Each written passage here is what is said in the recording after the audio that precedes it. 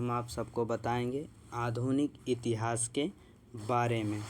सबसे पहले 1905 से शुरू करते हैं। 1905 में विदेशी वस्तुओं का बहिष्कार हुआ था। 7 अगस्त 1905 को विदेशी वस्तुओं का बहिष्कार हुआ और 1905 में ही बंगाल का विभाजन हुआ 16 अक्टूबर 1905 में। और विदेशी विरोध किसका हुआ? स्वदेशी आंदोलन। विरोध हुआ स्वदेशी आंदोलन मतलब विदेशी वस्तुओं का बहिष्कार। 1907 में सूरत अधिवेशन हुआ। क्या हुआ? सूरत अधिवेशन। सूरत अधिवेशन में क्या होता है? कांग्रेस पार्टी का विभाजन नरम दल और गरम दल में।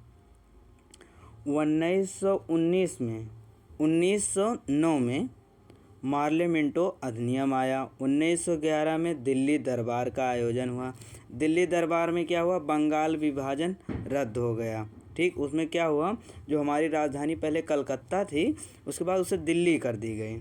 ठीक, और 9 जनवरी 1915 को गांधी इज बैक दक्षिण अफ्रीका से भारत आ गए और अब वो राजनीतिक में आ गए। जैसे मतलब राजनीति में अब गांधी जी का रुतबा दिखेगा। 1916 में लखनऊ अधिवेशन। 1916 में लखनऊ अधिवेशन हुआ।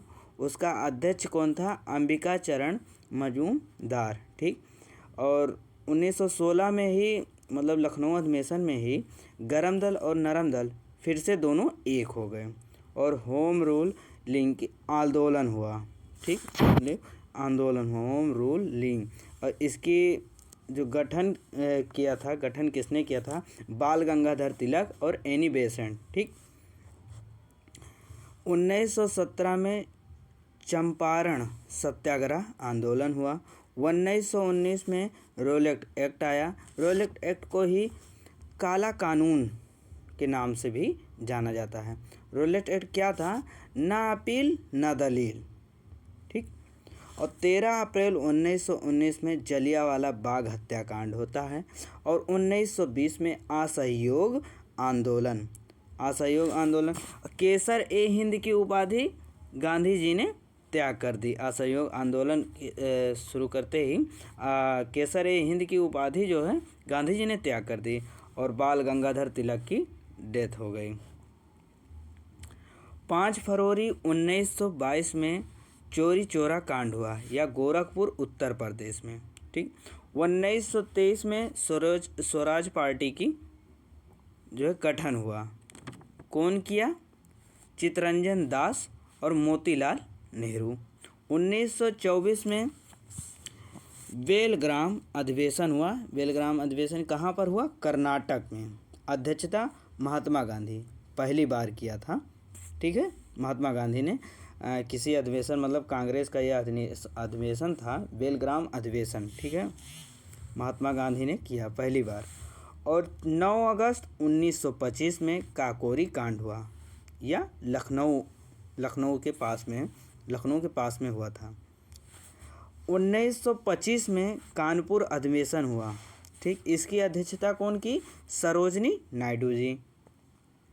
1917 में Simon commission.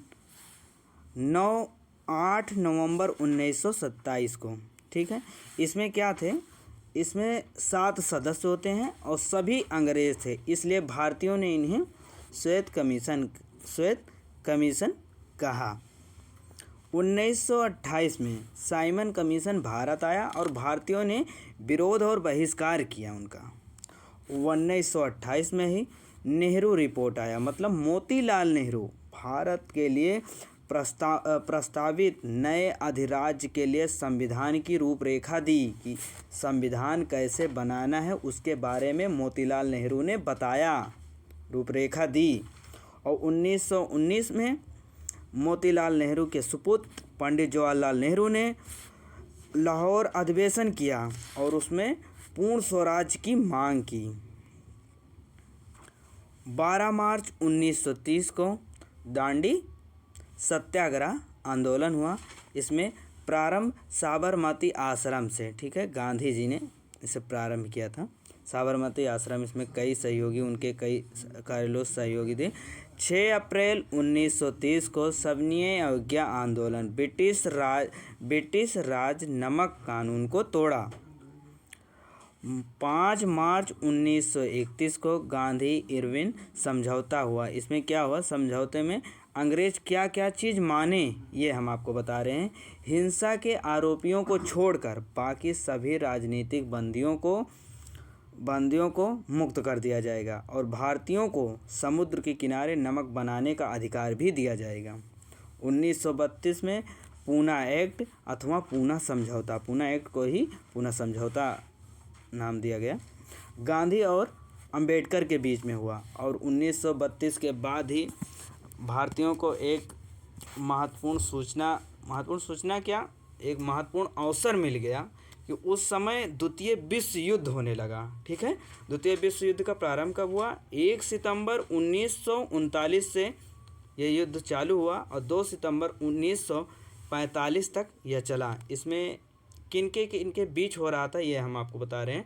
Germany, Italy, Japan और मित्र राष्ट्र क्या थे? फ्रांस, ग्रेट ब्रिटेन और यूएसए, सोवियत संघ और कुछ हद तक चीन भी था उसमें शामिल। ठीक है दोस्तों, 1940 में अगस्त प्रस्ताव आया। ठीक है, ब्रिटिश के द्वारा अगस्त प्रस्ताव आया क्योंकि वो युद्ध हो रहा था, उन्हें भारतीयों का सहयोग की ज़रूरत थी। और भारतीय तो चालाक तो है ही, उन्होंने दिमाग लगाया, उनसे कहा कि भारत को आज़ाद करने के लिए आपको आज़ाद करना होगा। ठीक, मौका देखकर चौका मार दिया भारतीयों ने। ठीक है, 9 अगस्त 1940 को महात्मा गांधी ने एक आंदोलन चलाया, भारत छोड़ो आंदोलन, और नारा भी दिया, करो या मरो। 1942 में मतलब जो नियम हमने जो मांग की थी ब्रिटिश ने उसे माना नहीं, लेकिन कुछ साल बैठे रहे शांत से। हम लोगों ने, भारत की जो जनता थी शांति से बैठी थी, लेकिन ब्रिटिश को क्या थी? हमारी ज़रूरत थी, इसलिए उन्होंने एक मिशन चलाया, क्रिप्ट मिशन। उसके तहत उन्होंने हमारे कुछ बातों को सुना और उसके बाद समझौता भी हुआ, उसमें कुछ समझौता हुआ। उसके बाद मार्च 1946 में ब्रिटिश कैबिनेट मिशन भारत आया। उस समझौते के तहत, क्रिप्ट मिशन के समझौते के तहत उन्होंने लगभग 3 ब्रिटिश शासकों को भेजा और यहाँ पर संविधान का निर्माण चालू हो गया। उस मिशन के तहत संविधान सभा का निर्माण हुआ 1946 में। ठीक है, और 9 दिसंबर 1946 को संविधान सभा की प्रथम बैठक हुई, मतलब पहली बैठक हुई, और अस्थाई अध्यक्ष था, अस्थाई अध्यक्ष, ठीक, सच्चिदानंद सिन्हा। और दूसरी बैठक में अस्थाई अध्यक्ष हो गए डॉक्टर राजेंद्र प्रसाद। और संविधान सभा में अपना काम 9 दिसंबर 1946 को ही शुरू कर दिया, मतलब संविधान बनाने का प्रक्रिया, लिखने की जो प्रक्रिया थी वो शुरू हो गई 9 दिसंबर 1946 को ही। ठीक है दोस्तों, 13 दिसंबर 1946 को एक उद्देश्य प्रस्तावित हुआ। प्रस्तावित किसने किया? पंडित जवाहरलाल नेहरू ने संविधान के बारे में कुछ प्रस्तावनाएं दी, मतलब कैसे क्या शेड्यूल क्या बनाना है कैसे, उसके बारे में पंडित जवाहरलाल नेहरू ने बताया, मतलब प्रस्तावना दी अपनी। उसके बाद 3 जून 1947 को माउंटबेटन योजना आया। ये क्या थे? ब्रिटिश साले थोड़ी थोड़ी बात पे मतलब हमें आपस में ही फूट करा देते थे, और यही हुआ। भारत को अंग्रेज़ों से मुक्ति मिली, लेकिन क्या किया? लेकिन भारत के एक बहुत बड़े भाग का जो हिस्सा है हमसे अलग कर दिया गया। जैसे पाकिस्तान जो है उसे फूट डालकर अलग करा दिया, एक बड़ा हिस्सा हमारा चला गया। पाकिस्तान जो इस समय बन चुका है वो हमारा पहले एक हिस्सा था, भूभाग था भारत का। ठीक दोस्तों, 18 जुलाई 1947 को स्वतंत्रता अधिनियम, मतलब स्वतंत्र हो गए हम, अधिनियम पारित कर दिया। इस स्वतंत्रता अधिनियम के तहत 15 अगस्त 1947 को भारत को आज़ाद कर दिया गया। ठीक दोस्तों, उसके बाद ये दोस्तों 26 नवंबर 1949 है। ठीक है, थोड़ा मिस्टेक हो गया था, 26 नवंबर 1949 को संविधान बनकर तैयार हो गया और 26 जनवरी 1950 को संविधान लागू हो गया। थैंक यू दोस्तों।